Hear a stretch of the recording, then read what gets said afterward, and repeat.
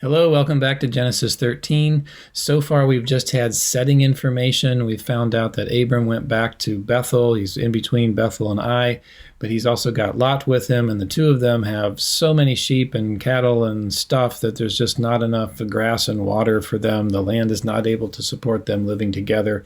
And so we come to verse 7, Vayihi Reeve. So Vayihi kicks off the paragraph, and there was Reeve.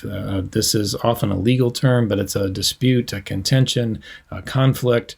Bain ro'eh miknei Avram, uvein ro'eh miknei Lot. So ro'eh, we might be able to parse that. We see sereyot at the end, so a masculine plural construct, something or other. And when we look at the beginning, we see that the first radical has a cholim with it. So cal active participle from ra'ah, this being the ra'ah to shepherd.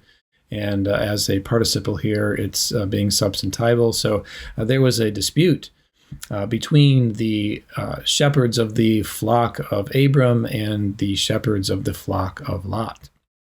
And then we have a parenthetical statement, V'ha Kanaani, V'ha Perizi, Az Yoshev Ba'aretz. So the Canaanite, you notice the chirik yod at the end, which functions as ait in Hebrew, gentilic. So the Canaanite and the Perizzite, then Yoshev. So again, we've got cholim after R1, so another cal active participle. It's acting verbally here instead of substantively. What should the time frame be for this? Yeah, the participle is just pulling it from the context, which is clearly past time. So the Canaanite and Perizzite were living in the land then. Abram responds to the conflict. Vayomer Avran el Lot. So Abram said to Lot, and what he said to Lot is going to come in three basic pieces. Al na tihi mariva beinek uveneka, uvein ro'ai, uvein ro'echa, ki anashim achim anachnu. And so, al na, when we see al, we should be looking for a adjective, and we see na, a particle of politeness. We recognize that goes very well with a volitional sort of statement. What about tihi then? Now, tihi is from haya. It's lost the third radical because in adjective, as in preterites, accent moves up, and when we've got verbs that look like their third hey, the third radical really was originally yod, they lose that mater hey. So we have a third feminine singular jussive from haya. The subject of the verb is mariva, so you can see that that's related again to the root reeve. Let there not be strife or contention. Beini uveinecha. So between me and between you, between my shepherds and between your shepherds. And Hebrew likes to repeat the word between, where English will like to boil it down to just one. Ki, because, and here the subject is at the end and the predicate is first. So because anachnu, go down to the end, we, anashim men achim, because we men are brothers. So Abram has acknowledged the situation. He wants to avoid having a dispute between relatives. And so now he lays out the first part of the premise for seeking a resolution. Halo kol haaretz lifanecha. So it's a rhetorical question, right? The hey at the front is not the article. It's not over patak. There's no dagesh on the lamed. It's the interrogative. Is not all of the land lifanecha before you?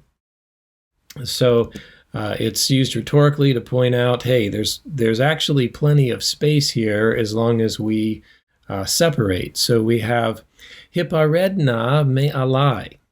So again, using na, a polite form.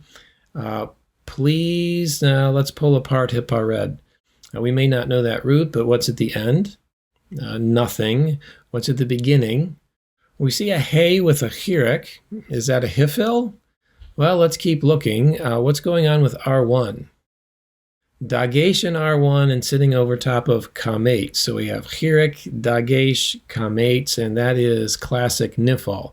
So Nifal, sometimes we see a prefix noon. Here the noon of the Nifal is the Dagesh forte in the Pei, and the Hey is out front. I just call it a placeholder because our syllables have to begin with consonants. So Hipared is going to be a middle voice. Please separate yourself from me. And then he's basically giving Lot the choice. He says, Im hashmol. So shmol is left. And then he says, ve'emina. And yamin, like in Benjamin, son of the right hand. Yamin is to the right. Of course, sometimes with directions, left means north and right means south because being oriented to the east. But here I don't think it matters a whole lot. What's interesting maybe to note is whether it's here in the middle of verse 9 or if it's down here at the end after we've had Va'im hayamin. Or if to the right, then Va'ash me'ilah. He has taken the nouns, right? He took the noun yamin and he made it into a verb, and he took the noun shmol, which has 4 radicals, and he made that into a verb down here. Let's see. So, I mean, the idea is if to the left, then I will go to the right, and if to the right, then I will go to the left. Let's see if we can parse these verbs, though, before we stop for today. We see the aleph at the front, and we see kametz hey at the back, so that would tell us what? Yeah, this is a cohortative. And of course, I did that backward. I did front and then back, but nonetheless. And what's going on with R1? Let's maybe start down with the second one. R1 has joined the prefix, and the prefix has patak. We also see chirik yod in there. The chirik yod is not fully indicative of this stem, but that is what we're expecting for a hifil. What about back here at ve'emina? So we've got the first radical is yod, which has become a vowel because the yod was sitting over top of silent shava. And so we're seeing tsere yod. What does tsere yod come from? Tsere yod comes from patak yod, right? That's one of our weak consonant behaviors that we learn way, way early in Hebrew. Patak, followed by yod over silent shava, or by which we mean closing a syllable. That will turn into a tsere. It's just part of the phonetics of how things are pronounced in our mouths, going from a to e, and it turns into a. In any case, once we've unpacked that, again, we have the prefix over a patak, and that is characteristic of the hifil.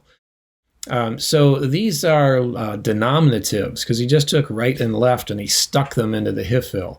So it's if to the left, using the noun, and then he uses the verb, then I will behave in a right-going way. I will go right. And if to the right, meaning and if you go to the right, again using the noun, then he switches to the verb, then I shall go to the left. I will behave in a left-going way, which is crummy English. But that's what's going on in the Hebrew. Taking the noun, it's really being denominative. In the hifil, we don't see a lot of those. And so it means to behave in a way that is characterized by the status or quality indicated by the noun. Okay, then the next paragraph is going to start with vayisa lot, right? We're going to switch subjects. So even though it's still a preterite, we've got an indicator for a new paragraph. It's going to be Lot's response to what Abram has said.